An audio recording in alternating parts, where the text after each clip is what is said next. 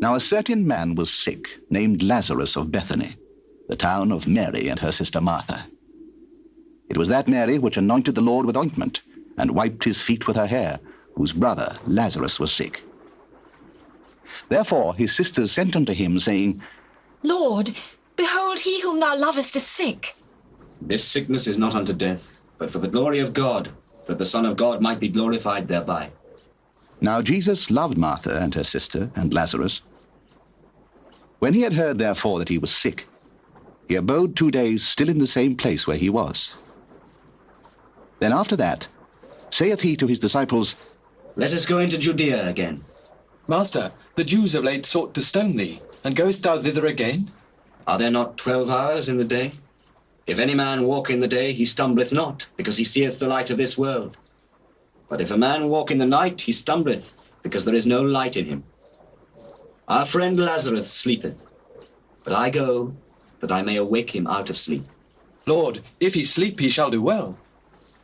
Howbeit Jesus spake of his death, but they thought that he had spoken of taking rest in sleep. Lazarus is dead, and I am glad for your sakes that I was not there, to the intent ye may believe. Nevertheless, let us go unto him. Then said Thomas, which is called Didymus, unto his fellow disciples, Let us also go, that we may die with him. Then when Jesus came, he found that he had lain in the grave 4 days already. Now Bethany was nigh unto Jerusalem, about 15 furlongs off. And many of the Jews came to Martha and Mary to comfort them concerning their brother. Then Martha, as soon as she heard that Jesus was coming, went and met him, but Mary sat still in the house. Then said Martha unto Jesus, Lord, if thou hadst been here, my brother had not died. But I know that even now, whatsoever thou wilt ask of God, God will give it thee. Thy brother shall rise again. I know that he shall rise again in the resurrection at the last day. I am the resurrection and the life. He that believeth in me, though he were dead, yet shall he live. And whosoever liveth and believeth in me shall never die.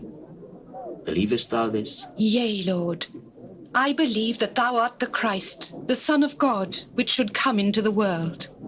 And when she had so said, she went her way, and called Mary her sister secretly, saying, The Master is come, he calleth for thee. As soon as she heard that, she arose quickly and came unto him. Now Jesus was not yet come into the town, but was in that place where Martha met him. The Jews then, which were with her in the house, and comforted her, when they saw Mary, that she rose up hastily and went out, followed her, saying, She goeth unto the grave to weep there. When Mary was come where Jesus was, and saw him, she fell down at his feet, saying unto him, Lord, if thou hadst been here, my brother had not died. When Jesus therefore saw her weeping, and the Jews also weeping which came with her, he groaned in the spirit, and was troubled, and said, Where have ye laid him? Lord, come and see. Jesus wept. Behold how he loved him. Could not this man, which opened the eyes of the blind, have caused that even this man should not have died? Jesus therefore again, groaning in himself, cometh to the grave. It was a cave, and a stone lay upon it. Take ye away the stone. Lord, by this time he stinketh, for he has been dead 4 days. Said I not unto thee, that if thou wouldst believe, thou shouldst see the glory of God? Then they took away the stone from the place where the dead was laid. And Jesus lifted up his eyes and said, Father, I thank thee that thou hast heard me. And I knew that thou hearest me always. But because of the people which stand by, I said it, that they may believe that thou hast sent me.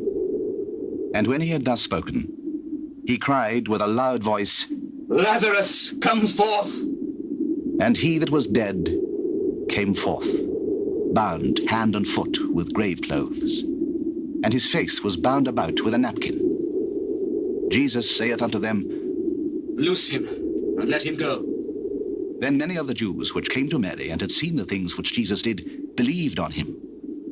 But some of them went their ways to the Pharisees, and told them what things Jesus had done.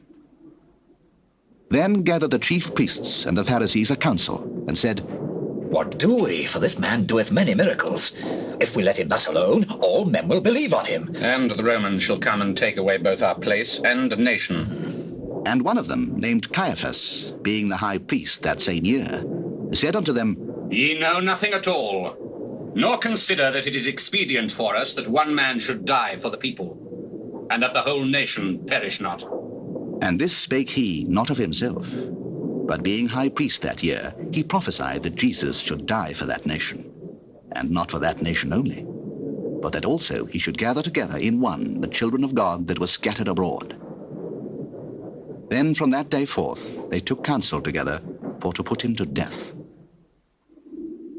Jesus therefore walked no more openly among the Jews, but went thence unto a country near to the wilderness, into a city called Ephraim, and there continued with his disciples. And the Jews' Passover was nigh at hand, and many went out of the country up to Jerusalem before the Passover to purify themselves.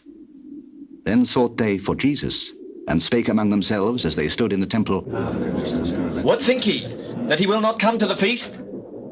Now both the chief priests and the Pharisees had given a commandment, that if any man knew where he were, he should show it, that they might take him.